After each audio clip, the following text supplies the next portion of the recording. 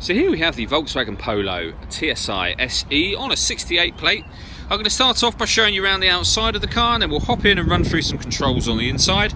But from the outside you can see it's a 5-door car with alloy wheels. Let's start off inside the boot and then work our way around the rest of the car from there.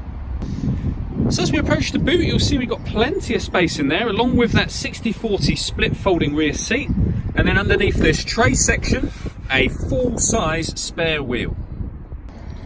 Okay, so we're just going to work our way back round to the front of the car, and then we'll hop in and run through some controls on the inside. But now that we've done a full circle of it, you can see it's in fantastic condition the whole way round. Just briefly before we climb in, I think it's well worth seeing the interior from this exterior point of view. There's plenty to run through on the dashboard, so let's hop in and we'll do that now. Okay, so now they're inside the car, we're going to start with the dials. On the left-hand side, we have the rev counter, and on the right-hand side, the speedometer and fuel gauge. In the middle, you can see the total miles of this car, which are 5,210.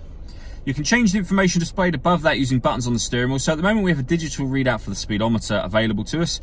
We're on the driver display menu at the moment, or the multifunction display. So it's all fuel economy information.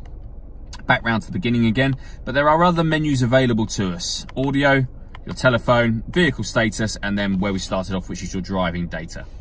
If we back out to the steering wheel, the buttons I was using just a moment ago are these ones just here. We've also got voice activation for your phone over that side as well. So you can hit that button, ask it to dial any one of your contacts list, and it can do that for you without you having to take your phone from your bag or pocket. That is, of course, once you pair the phone, and we'll come to that in just a second. On the left-hand side here, we have stereo controls, and then on the indicator stalk, we've got cruise control. So over in the center, we have the touch screen for the car. So this is where you'll pair your phone, amongst other things, so you can find mobile phone there. If we go to the music for a second, so firstly, with regards to the radio, you can see we have DAB, FM, and AM available to us. If you want to listen to your own music, hit the media button, and then you can see the different ways in which you can listen to your own music. So a CD player, SD memory card slot, 2 USB inputs, and also Bluetooth audio. So once you pair your phone, not only will you be able to make and receive phone calls, you'll also be able to stream your music wirelessly as well. Working our way down from that, we have the air conditioning. So you can select the temperature, fan speed, direction of the air, and then hit that button to turn the air conditioning on. Same again, of course, to turn it off. The button below that will recirculate the air that's in the car currently. So that's a great way of heating it up or cooling it down quickly, depending on the temperature that you've set just there.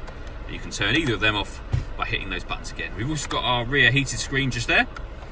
Below that, we have 2 USB inputs that I mentioned a moment ago, a 5-speed manual gearbox, and then to the right-hand side of that, we have this button. So this car's got stop and start, which means it's designed to cut out when it's stationary in traffic to save you fuel. That button will turn that system off. All that leaves me to say is thank you for taking the time to watch this video. If you'd like to come and see the car in person and have a test drive, please feel free to call any of our MJA sites. We'd love to hear from you soon.